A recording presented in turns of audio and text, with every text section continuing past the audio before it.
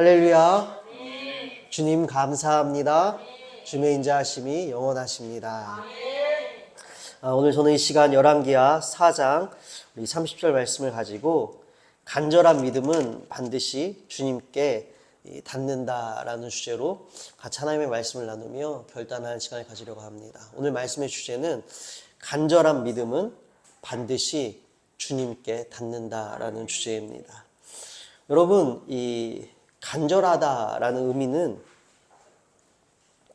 정성이나 이 마음 씀씀이가 더없이 정성스럽고 지극하다.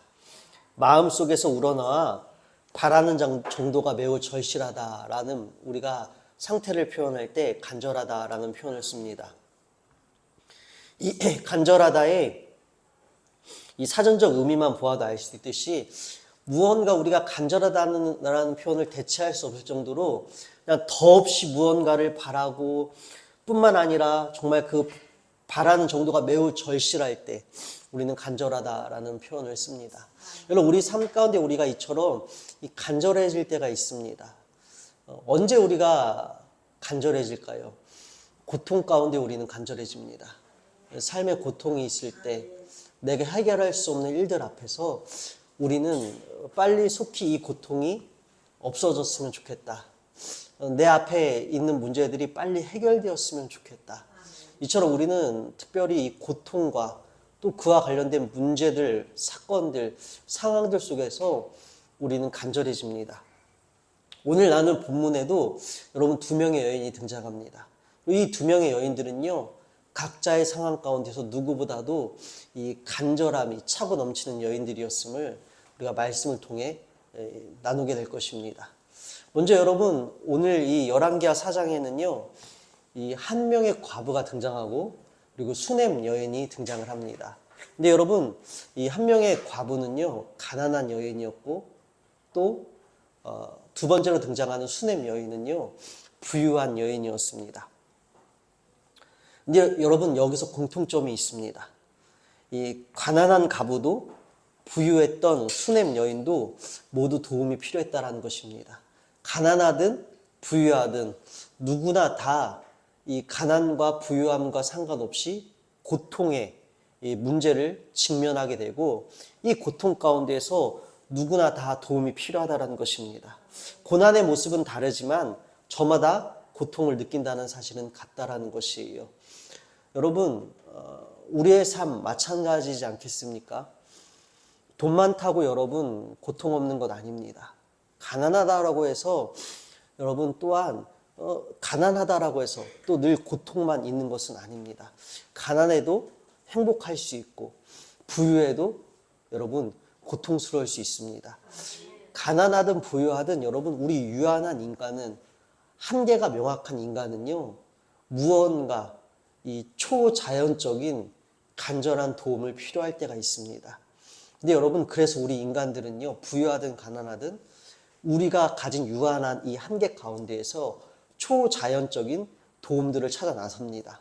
그런데 여러분, 우리 인간의 한계와 이 땅의 모든 물리와 유한함을 뛰어넘는 유일한 도움은 오직 우리 주 예수 그리스도이심을 우리가 오늘 믿기를 주님의 이름으로 부탁드립니다. 왜요? 오직 길과 진리와 생명은 우리 주님 한 분이십니다. 그래서 오늘 이 시간 우리가 주님께 간절해지기를 주님의 이름으로 축원드립니다. 먼저 여러분, 우리 4장 말씀에 등장하는 이 과부를 소개를 해드리려고 합니다. 여러분, 이 과부, 한 명의 과부가 등장합니다. 근데 여러분, 이 과부의 남편은요, 엘리사 선지자의 이 아내였습니다. 엘리사 선지자의 수련생의 아내였습니다. 그런데 여러분, 이 선지자의 수련생들은 늘 검소한 생활을 했고 삶이 어려웠음을, 말씀을 전하고 주례를 했지만 삶이 어려웠음을 우리가 말씀을 통해 확인할 수가 있습니다. 왜냐하면 이 선지자 수련생의 가정에는 빚이 있었다라는 것이에요. 지금 이 과부가 된 여인이요, 엘리사 선지자에게 찾아와서 이렇게 간절히 구합니다. 선지자님, 큰일 났습니다. 지금 우리가 남편이 살아있을 때 진 빚이 있는데 남편이 죽고 나서 이 빚을 갚을 수 없게 되자 지금 제게 있는 2명의 아들을 이 우리가 빚진 자들이 데리고 가서 우리의 빚을 탕감하려고 합니다. 이 지금 두 아들을 데리고 가려고 한다는 것이에요. 우리가 여러분 4장 1절 2절 말씀을 한번 같이 읽어보도록 하겠습니다. 선지자의 제자들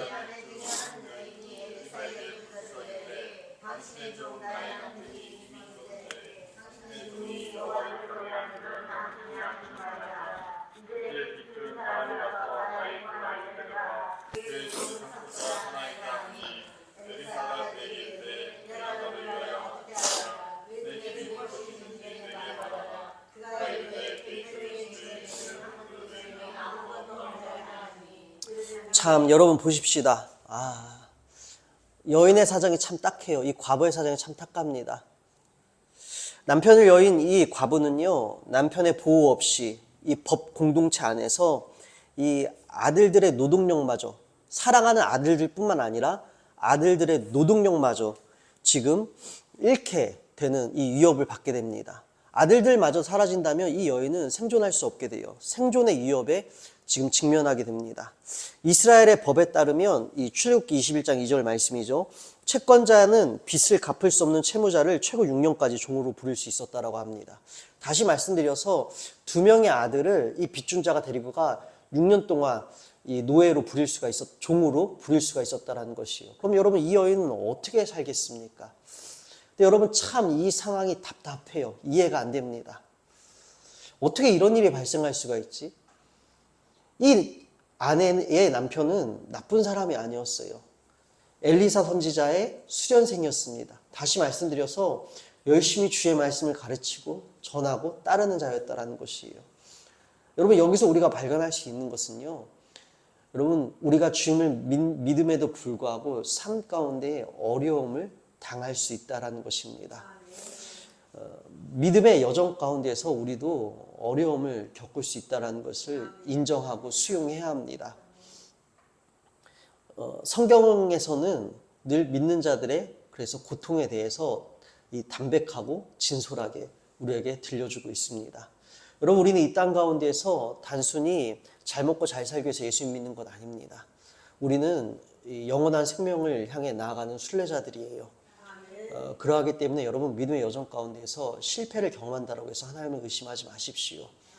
아픔을 경험한다고 해서 하나님을 의심하지 마십시오. 믿음의 회의감에 젖어들지 마십시오.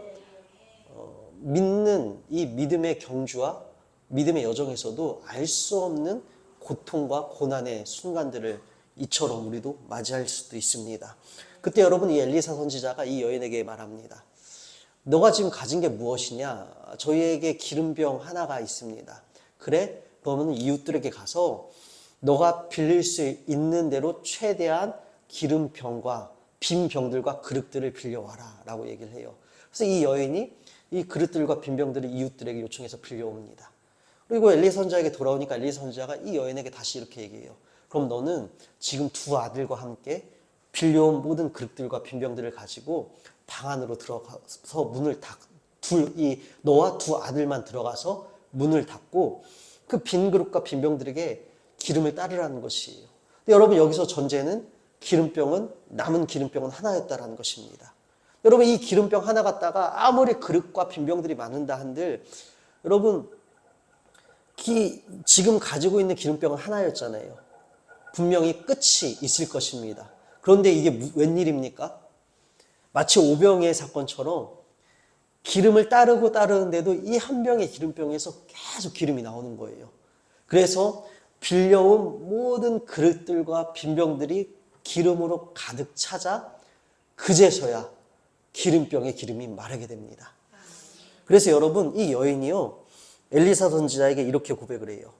그 여인이 하나님의 사람에게 나아가서 말하니 그가 이르되 너는 가서 기름을 팔아 빚을 갚고 남은 것으로 너와 내 두 아들이 생활하라 하였더라.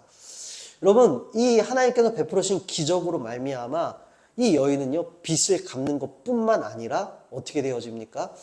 충분히 두 아들과 남은 삶도 살 수 있는 충분한 생활비까지 확보하게 되어진다는 것입니다. 여러분 우리가 이것을 통해 알 수 있는 것은 무엇입니까? 믿음의 여정 가운데 우리가 고통과 고난은 직면합니다. 그 고통과 고난 가운데서도 하나님은 우리를 그냥 내버려 두진 않으신다는 것이에요. 하나님은 반드시 개입하신다는 것입니다. 우리가 여러분 저번 주에는요, 엘리사 선지자의 스승이었던 엘리야 선지자가 사르밧 과부의 아들을 어떻게 살려내었는가, 하나님께서 엘리야 선지자를 통하여 그 과부의 아들을 어떻게 살려주셨는가를 우리가 나누었었죠. 근데 여러분, 하나님은 이처럼 고통의 문제 가운데 그냥 우리를 내팽겨 두지 않으십니다. 우리의 삶에 개입하신다라는 것입니다. 여러분, 그래서 우리는 늘 하나님을 소망해야 되는 것이에요. 하나님께서는 여러분을 그냥 고통 가운데 내버려 두지 않으세요. 주님을 찾고 주님을 믿는 자들의 삶 가운데에는 반드시 이처럼 우리가 헤아릴 수 없는 그때, 우리가 계획할 수 없는 그때, 우리가 계산할 수 없는 그날 하나님 반드시 찾아 개입하여 주십니다. 그리고 여러분, 두 번째 여인이 등장합니다. 앞서 말씀드린 것처럼 이 여인은 부유한 여인이었습니다. 수넴 지역에 사는 여인이었어요. 이 여인과 이 여인의 남편은요, 이 엘리사 선지자가 참으로 하나님의 선지자라는 것을 알고 있었고 믿고 있었고, 그래서 이 선지자를 잘 대접하고 싶어 합니다. 그래서 이 남편에게 요청을 해요. 우리가 이 선지자를 잘 대접하고 싶습니다. 그러하니 우리 집에 이 선지자를 좀 모셔드릴 만한 공간을 만들었으면 좋겠습니다. 여러분, 그래서 이 여인은요, 자신의 1층 벽집 위에 하나의 작은 다락을 진흙을 이겨서 벽돌 방을 엘리사 선지자를 위하여 친히 마련해 줍니다. 그런데 여러분, 이 10절 말씀 한번 우리가 읽어볼까요? 이 4장 10절입니다. 청하건대 우리가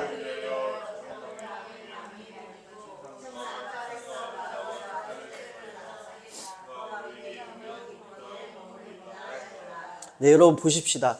당시의 문화에 의하면 보통 손님들을 위해서 이 방을 내어주곤 했다라고 합니다. 근데 여러분, 섬나무 이 오두막으로 지었다라고요. 허술하게 지었다라는 것이죠.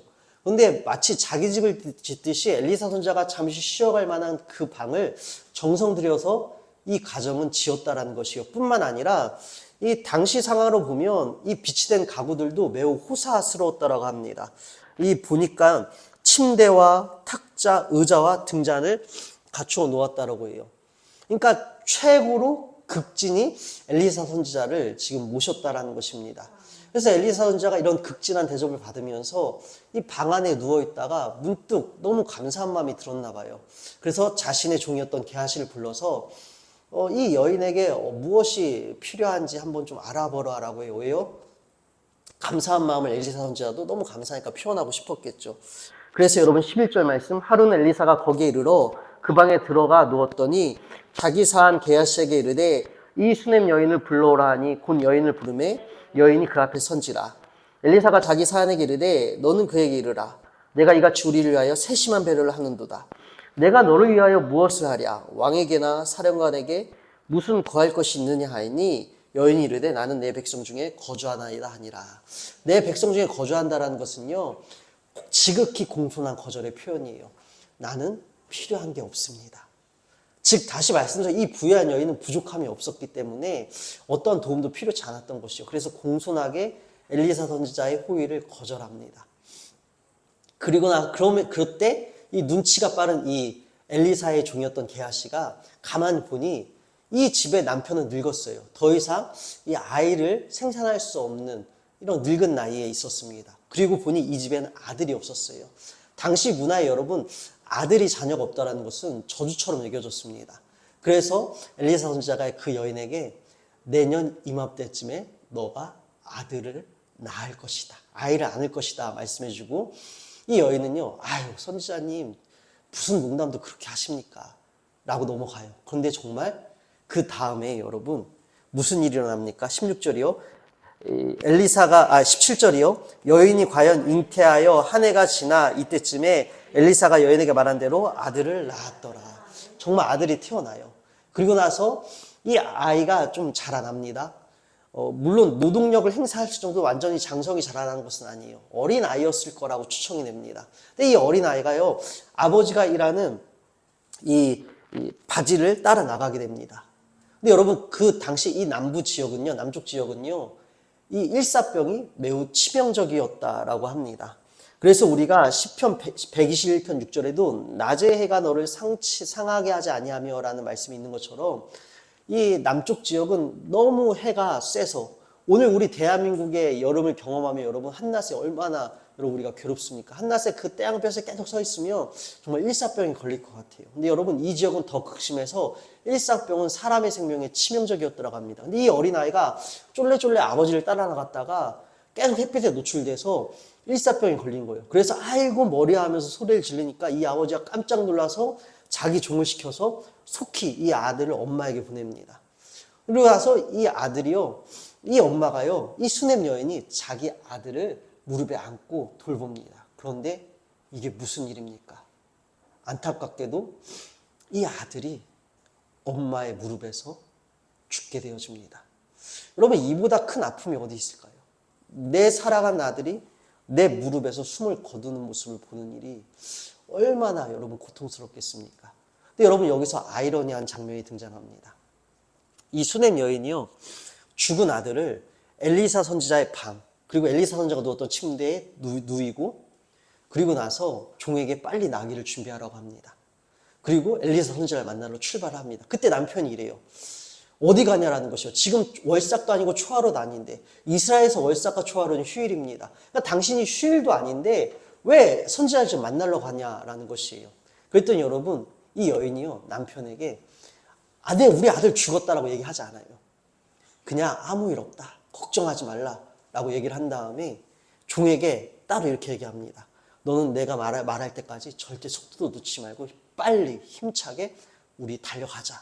그래서 여러분 이 당시 22km 정도 떨어져 있던 갈멜산, 엘리사 선지자는 갈멜산에 있었는데 그 갈멜산으로 후다닥 달려갑니다. 그리고 마침내 이 엘리사 선지자를 만나자마자 이 여인이 이 엘리사 선지자의 종 게하시를 거쳐가야 하는 것도 무시하고 엘리사 선지자를 발목을 덜컥 잡고 이렇게 원망합니다. 사실 여러분 이 원망은 호소에 가깝죠. 선지자님, 내가 농담하지 말라고 했잖아요. 그때 여러분 끝까지 다 안 들어봐도 엘리사 선지자가 눈치를 채요. 이 아들에게 문제가 생겼구나. 근데 여러분 엘리사 선지자도 성경에 보니 이 하나님께서 알려주지 않아서 지금 이 상황이 무슨 상황인가 당황스러웠대요. 그래서 여러분 그럼에도 불구하고 아들에게 무슨 문제가 있는 줄 알아 이 자기 종을 시킵니다. 게하시에게 자기 지팡이. 당시 여러분 구약 성경에서 우리가 지팡이는 이 하나님께서 능력을 베푸시는 권능의 상징의 물건인 우리가 파악할 수가 있습니다. 그래서 자신의 종 게하시에게 자신의 지팡이를 주면서 너는 빨리 속히 허리를 동여매고 즉시로 이 여인의 집에 가서 그 죽은 아들 위에 지팡이를 올려놓으라는 것이에요. 그때 여러분 이 엘리사 선지자에게 여러분 오늘 읽었던 본문 말씀 30절 말씀 다시 읽어볼까요? 아이의 어머니가 이르되 여호와께서 살아계심과 당신의 영혼이 살아계심을 두고 맹세하노니 내가 당신을 떠나지 아니하리이다. 엘리사가 이에 일어나 여인을 따라가니라. 아멘. 여러분 그랬더니 이 여인이요 내가 맹세하노니 하나님의 살아계심과 당신이 지금 내 앞에 살아있음을 보고 맹세하노니 당신이 나와 함께 가지 않으면 나 함께 가지, 나는 같이 가지, 난 떠나지 않겠다. 그래서 어쩔 수 없이 엘리사 선지자가 이 여인을 따라 나섭니다. 그리고 죽은 아이가 누웠던 자기를 위해 만들어졌던 그 방으로 들어갑니다. 그리고 자신의 스승 엘리야가 했던 행동들을 되짚어 똑같이 따라해요. 죽었던 이 아이의 몸에 자기의 입과 코와 눈과 모든 것을 다 맞춥니다. 그랬더니 이 아이의 숨결이 돌아오는 것이, 체온이 돌아오는 것이 느껴져요. 그래서 이 엘리사 선지자가 방 안을 다시 이리저리 좀 몇 번 돌아다니고 그리고 다시 이 아이에게 맞춥니다. 자신의 몸을. 그랬더니 이 아이가 7번 완전히 재채기를 하고 죽음이 떠나갔다는 것이죠. 그리고 깨어나고 다시 살아난 이 아이를 이 엘리사 선지자가 이 어머니에게 돌려주는 모습으로 오늘 이 수냄 여인의 사건은 마치게 되어집니다. 여러분 오늘 제가 이 과부에게 있었던 일과 수냄 여인에게 발생했던 일들을 이 성경에 기록된 이야기를 여러분에게 들려드렸습니다. 왜 두 가지의 사건을 여러분 동시에 들려드렸냐면 여기엔 공통점이 있었다는 것이에요. 첫 번째 공통점이 무엇이냐면 설교를 시작하면 말씀드린 것처럼 여러분 가난하든 부유하든 누구나 고통의 문제에 직면할 수 있다는 것입니다. 믿음 안에서 여러분 부유한 자도 있을 것이고 믿음 안에서 가난한 자들도 있을 것이에요. 그러나 여러분 믿음이라는 전제 아래에서 가난하든 부유하든 누구나 다 고통의 문제는 직면한다라는 것입니다. 그럼 여러분 이 고통 가운데서 우리는 어떻게 해야겠냐라는 것이에요. 여러분 고통 가운데에 오늘 말씀해 주제처럼 간절한 믿음으로 주님께 나아가십시오. 고통 가운데에 여러분 간절한 믿음으로 주님께 나아가십시오. 그리고 절대로 의심하지 말고 이렇게 고백하십시오. 간절한 믿음은 주님께 반드시 닿는다. 나의 간절한 믿음은 반드시 주님께 닿는다. 여러분 그 자신의 엘리사 선지자의 수련생이었던 자신의 남편이 죽었던 이 과부 얼마나 간절한 상황입니까? 선지자님 내 남편 죽었어요. 그리고 우리에게 빚을 준 자들이 내 두 아들도 지금 데려가 종으로 삼겠다라고 합니다. 여러분 이보다 더 간절한 상황이 어디 있겠습니까? 여러분 이 여인은요. 그래서 엘리사 선지자에게 지금 부르짖고 있어요. 여러분 부르짖는 대상이 중요하다는 것이에요. 세상을 향해 부르짖지 마십시오. 친구들을 붙잡고 부르짖지 마십시오. 여러분 세상의 즐거움과 쾌락을 잡고 부르짖지 마십시오. 요즘 사람들 스트레스 쌓이면 여러분 어떻게 합니까? 먹는 것으로 우리가 푸는 경우도 있어요. 쇼핑을 하면서 풀기도 합니다. 사람을 붙잡고 푸는 경우도 있어요. 또한 여러분 내가 어찌할 수 없는 상황 가운데에서 받은 모든 이 고통과 스트레스들을 이런 방식으로 풀기도 하고 또한 이 문제를 해결하기 위해서 이 사람을 찾아 나서기도 하고 세상적인 방법들을 찾아 나서기도 합니다. 물론 이 모든 것들이 지혜가 될 수도 있지만 여러분 근원적으로 가장 먼저 우리가 해야 될 것은요. 먼저 여러분 주님을 찾아 나서야 한다는 것입니다. 간절할 때는 가장 먼저 주님을 찾아 나서십시오. 여러분 이 수넴 여인의 사건을 통해서도 우리가 알 수 있는 것이 무엇입니까? 수넴 여인이요. 이 남편에게도 자기 아들이 죽은 것을 알리지 않았어요. 그리고 자신의 종에게 무엇라고 말했습니까? 너는 내가 말이 있을 때까지 멈추지 말고 힘차게 달리라고 했습니다. 또한 여러분 엘리사 선지자도 이 여인과 물론 함께 가긴 하였지만 함께 가기 전에 자신의 종 게하시에게 무엇을 말했죠? 너는 허리를 동여매고 득달같이 쏜살같이 그 집으로 달려가라는 것이었어요. 왜 여러분 이 여인도 수넴 여인도 자신의 종에게 말이 있을 때까지 멈추지 말라라고 하였고 엘리사 선지자도 게하시에게 허리를 동여매고 속히 달려가라고 했을까요? 당시 고대 근동에는 이런 문화가 있었다고 합니다. 내가 아는 사람이 있어요. 길을 가다가 아는 사람이 있으면 우리는 어떻게 합니까? 안녕하세요 하고 지나갑니다. 근데 여러분 당시 사람들은요 이걸로 끝나지 않아요. 안녕하세요 어떻게 지냈습니까? 어떻게 지냈어요? 안부 인사만요 30-40분을 물었대요. 그럼 여러분 만나는 사람마다 안부 인사하면요 여러분 안부 인사하고 지금 내 아들이 죽어서 뭐 해서요 한도 끝도 없는 것이요. 다시 말씀드렸어요. 여러분 우리가 여러 가지 우리 삶 가운데 우리가 찾는 순위들이 있겠지만 여러분 결국 이 과부를 통해 알 수 있는 것처럼 우리가 찾는 대상을 분명히 옳게 해야 되는 것이며 그리고 가장 먼저 어디로 달려갈 것인가 우리의 주의력을 흐트리지 아니하고 집중하여 우리가 달려갈 곳은 어디인가 우리 주 예수 그리스도인 줄로 믿습니다. 그러게 사랑하는 여러분 고통의 문제 가운데에서 하나님 의심하지 마시고 회감에 젖어들지 마시고 흔들리지 마시고 가장 먼저 그래도 주님 찾으세요. 다른 거 찾지 마세요. 여러분 사람들에게 나누는 거 좋지만 가장 먼저 주님께 털어놓으십시오. 그리고 여러분 털어놓은 그 고백 가운데에 또 이렇게 소망하십시오. 나의 이 간절함은 주님께 반드시 닿는다. 나의 이 기도는 반드시 주님께서 들어주신다. 여러분 우리가 이 믿음이 있어야 할 줄로 믿습니다. 그리고 여러분 이 두 명의 여인을 통해 우리가 알 수 있는 첫 번째 공통점은 믿음 안에서 부유하든 가난하든 누구나 다 고통을 만난다는 사실이고 이 고통 가운데서 우리는 대상을 분명히 하고 집중해야 된다고 말씀을 드렸습니다. 그리고 여러분 이 두 여인에게 똑같이 우리가 발견할 수 있는 공통점이 하나가 더 있는데 그것은 무엇이냐면 이 두 여인 다 여러분 상식적이지 않는 믿음을 보였다는 것입니다. 이 두 여인 다 상식적인 믿음을 보이지 않았어요. 여러분 보십시다. 주변에서 먼저 첫 번째로 이 과부 자신의 남편이 죽었던 이 과부 여러분 동네에서 소문 났었을 거예요. 이 남편 죽었다. 저 집 이제 큰일 났다. 먹고 살 것 없다. 빚쟁이들이 와서 두 아들도 데려가려고 한다. 동네에서 소문 났을 것입니다. 근데 여러분 이 여인이요. 지금 엘리야 선지자의 말을 따라 어떻게 하고 있죠? 그릇들과 빈병들을 지금 누구에게 빌려 가고 있습니까? 이웃들에게 여러분 지금 빌리러 가고 있었다는 것이에요. 여러분, 마을 주민들이 이 여인을 어떻게 생각했을까요? 아이고, 저 여자 혹시 실성했나? 오죽 생활이 어려우면 저렇게 되었을까? 얼마나 어려우면 정신이 저렇게 나갔을까?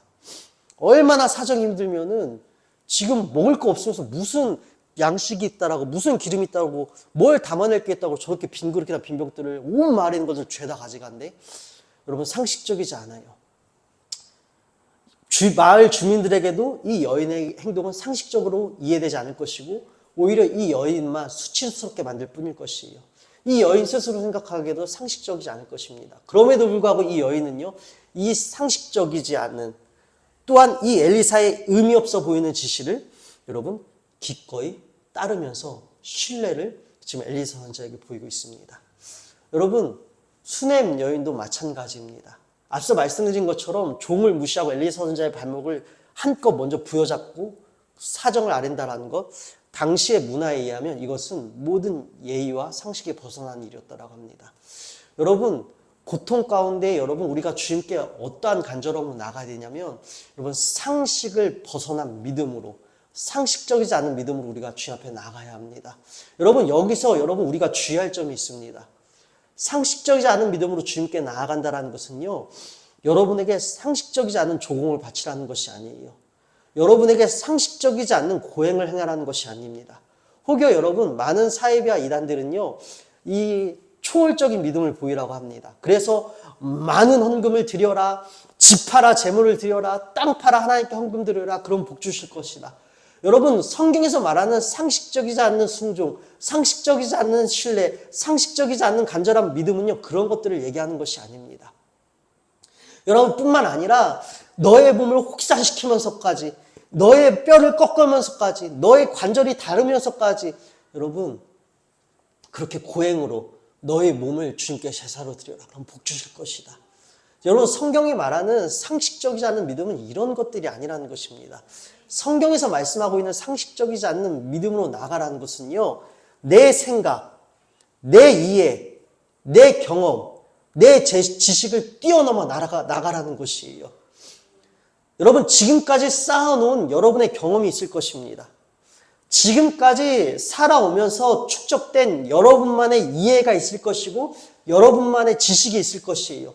우리는 각자 살면서 각자의 선의와 경험들이 있습니다. 살면서 여러분, 우리가 이 쿠세라는, 때로는 이게 우리가 일본 말인데 표현을 하죠. 각자의 버릇들이 있다라는 것이에요. 특정한 이 고유의 버릇들이 있다라는 것입니다. 그래서 여러분, 우리는 각자 살아온 시간과 상황과 배경 아래서 각자 살아온 시간들과 상황들이 다르잖아요. 그 시간들을 지나면서 각자 고유한 버릇들과 이해와 상식과 개념들이 생성됩니다. 그리고 나이를 먹을수록 어떻게 됩니까? 시간이 지날수록 이것들은 마치 견고한 성이 돼서 나를 가둬둬요. 그리고 내 생각이 옳다, 내가 정답이라는 이 전제와 이 성벽 안에서 우리는 모든 것들을 이해하려고 하고 판단하려고 합니다. 믿음에서도 여러분 그러한다는 것이에요. 여러분, 성경에서 말씀하고 있는 상식적이지 않은 믿음으로 주님 앞에 나가야 한다는 것은, 상식적이지 않은 믿음으로 기도해야 된다는 것은, 상식적이지 않은 믿음으로 주님을 소망해야 한다는 것은요, 여러분, 상식적이지 않은 행동으로 주님께 무언가 집 팔고 땅 팔고 고행하는 것이 아니라 지금까지 내가 쌓아온 경험, 세상이 정해놓은 기준 뿐만 아니라 내가 지금까지 쌓아놓은 모든 지식들, 나는 이럴 것이고 나는 내 생각엔 이렇지만 주님, 그래도 나는 주님을 소망합니다. 주님은 역사해 주실 줄로 믿습니다. 그래서 말씀을 버리지 않겠습니다. 그래서 타협하지 않겠습니다. 여러분, 이것이 바로 상식적이지 않은 믿음이라는 것입니다. 여러분, 우리는 얼마나 세상 가운데서 말씀의 능력을 믿습니까? 여러분, 우리는 너무나 쉽게 말씀을 버립니다. 안타까운 일이지만, 가슴 아픈 일이지만 우리는 너무나 쉽게 말씀을 가장 먼저 버려요. 끝까지 어떠한 상황 가운데서도, 어떤 어려움 가운데서도 우리가 끝까지 붙잡아야 할 것이 하나 있다면 말씀이에요. 여러분, 오카는 목사님이 이런 얘기를 하셨습니다. 이런 얘기를 하신 적이 있어요. 그것이 큰 울림이 되었습니다. 만약에 여러분들 가운데에 지금 딱 하나 잡을 수 있다면, 딱 하나만 남겨두고 이 땅 가운데서 다 버려야 한다면 여러분은 무엇을 남기시겠습니까? 무엇을 붙잡으시겠습니까? 오직 예수 그리스도. 여러분, 그런데 안타깝게도 우리는요, 삶의 고통이 발생하면 믿음부터 버려요. 말씀부터 버립니다. 힘들면요, 여러분 상황이 유쾌하지 않으면요, 상황이 여러분 어려우면요, 곤란하면요, 여러분 무엇부터 합니까? 타협부터 합니다. 여러분, 성경이 말씀하고 있는 상식적이 하는 믿음으로 우리 주 앞에 나가야 한다는 것은요, 타협하지 말라라는 것입니다. 어떠한 상황 가운데도 하나님 의심하지 말라라는 것이에요. 어떠한 상황 가운데도 회의감이 들지 말라라는 것입니다. 주님은 선하시고 살아계시고 생명이시다. 주님은 구원의 하나님이시다라는 이 놀라운 믿음을 가지고 끝까지 주님 믿고 따라가라는 것입니다. 역경과 어려움에도 불구하고 믿음 안에서 발생되어진 내가 이해할 수 없는 고난, 내가 소화할 수 없는 문제 앞에서도 주님, 내가 기도했는데, 주님, 내가 예배했는데 도대체 왜 내 삶 가운데 이런 일이 발생했습니까? 라는 절망과 탄식이 튀어나오고 쏟아져 나올 만한 상황 가운데서도 비록 탄식과 절망을 쏟아냈지만 그럼에도 나는 주님을 따라가겠습니다. 그럼에도 말씀을 붙잡겠습니다. 그럼에도 타협하지 않겠습니다. 여러분, 이것이 상식을 벗어난 믿음인 것입니다. 이것이 상식적이지 않은 믿음이라는 것이에요. 여러분, 이 두 명에게는 이 상식적이지 않은 믿음이 있었다는 것입니다. 여러분, 없는 상황 가운데서 빈 그릇 빌려고 빈병 빌려오는 거 상식적이지 않았어요. 그러나 여러분, 이 여인은 이 상황 가운데서도 어떻게 했습니까? 남편은 죽었어요. 그냥 남편 아니에요. 선지자의 수연생이었어요. 두 아들 종으로 잡혀갈 위기에 처했습니다. 그럼에도 이 여인은요, 엘리사 선지자를 먼저 찾았어요.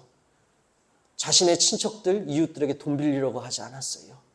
엘리사 먼저 찾았고요. 엘리사 선지자의 이 의미 없고 말도 안 되는 황당한 요구 앞에 그대로 믿고 따랐습니다. 이것은 엘리사 선지자가 하나님의 사람이라는 걸 알았고 하나님께서 주신 말씀처럼 여겨 하나님을 신뢰했다는 것입니다. 그리고 수넴 여인도 마찬가지예요.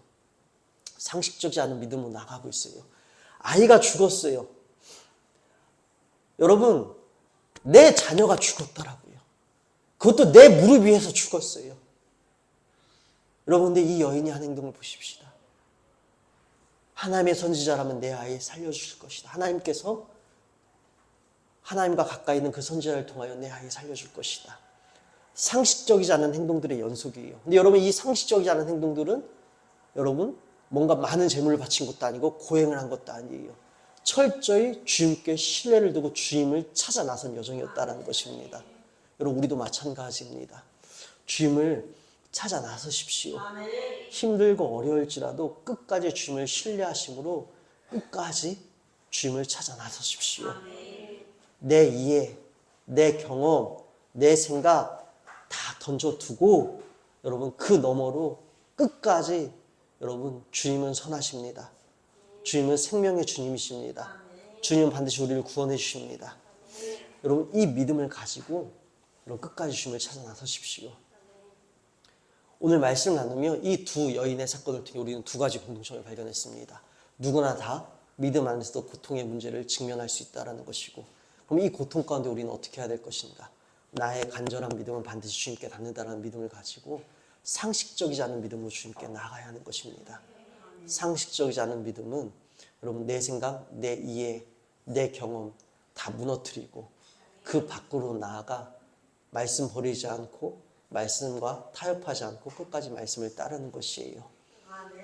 여러분, 이러한 믿음이 우리 가운데 회복되어지기를, 우리 가운데 탑재되어지기를 주님의 이름으로 축원드립니다. 여러분,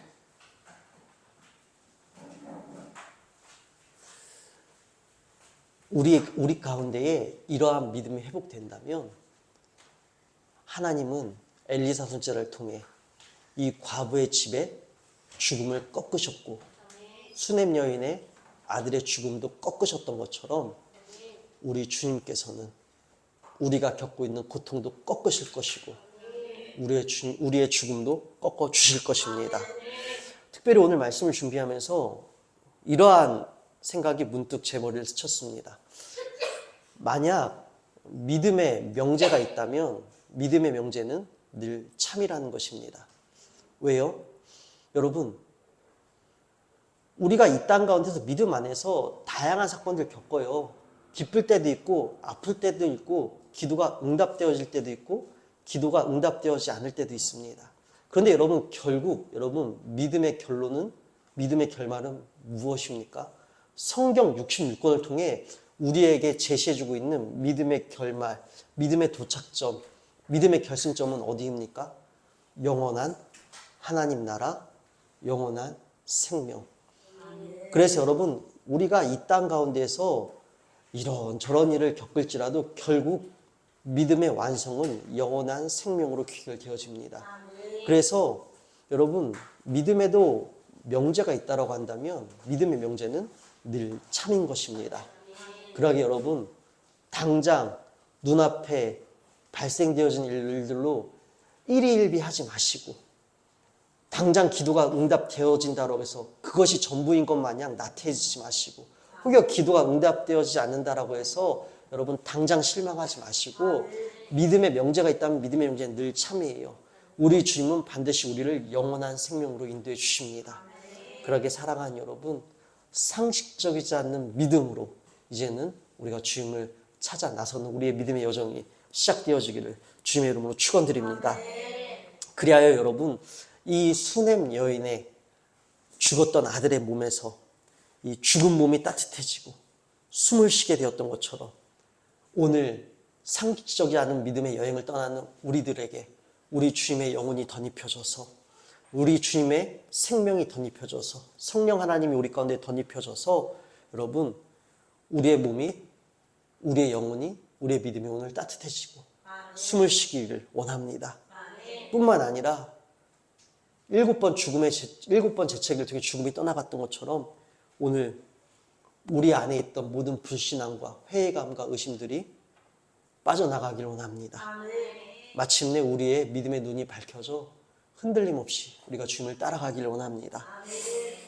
사랑하는 여러분, 우리 주님은 오늘도 우리에게 믿음을 요청하십니다.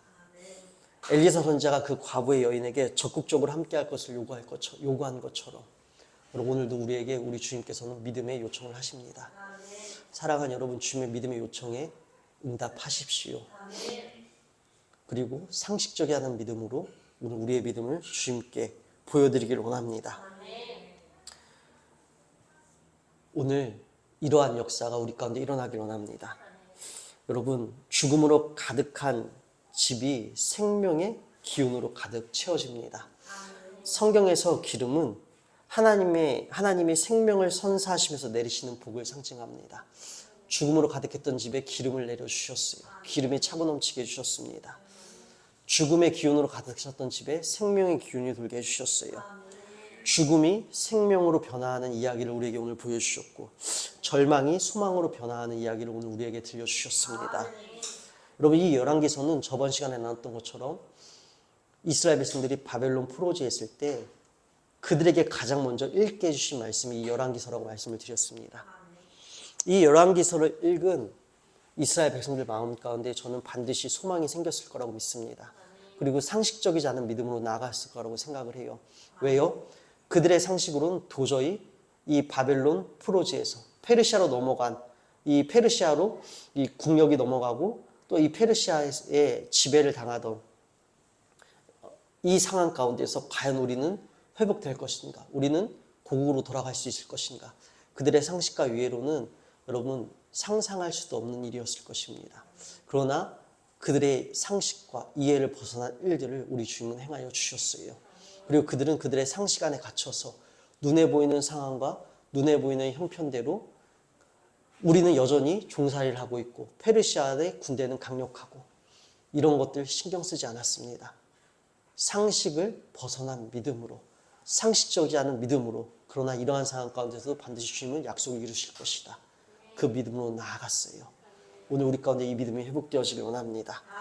사랑하는 여러분, 우리 주님은 주님을 신뢰하는 사람은 내버려지지 않는다라는 것을 오늘 이 말씀 그리고 두 명의 여인을 통해 분명히 보여주셨습니다. 우리는 내버려지지 않습니다. 혹여 지금 내버려진 것 같은 것처럼 여겨질지라도 잠시일 뿐이에요. 그러나 여러분 내버려진 것 같다라는 내 상식을 넘어 내 상식이 아닌 믿음으로 주님을 소망하시고 또 기도하십시오. 주님께서는 이 두 명의 여인에게 펼쳐주셨던 그 생명의 이야기가 바로 우리의 이야기가 되게 하여 주실 줄로 믿습니다. 기도하겠습니다. 하나님 아버지 감사합니다. 하나님, 간절한 믿음은 반드시 주님께 닿습니다. 이 믿음으로 오늘 주님께 나아갑니다. 우리의 상황이 어떠하건 우리의 형편이 어떠하건 주님, 지금까지 살아온 시간과 지금까지 배워온 지식과 경험, 이해 그 넘어 주님을 소망합니다. 주님을 신뢰합니다. 그러하기에 주님, 어떠한 일이 있어도 내 생각에 가리어 내 경험과 내 이해에 빗대어 말씀을 타협하지 않겠습니다. 말씀을 버리지 않겠습니다. 내 상식 넘어 주님을 신뢰하며 따라가겠습니다.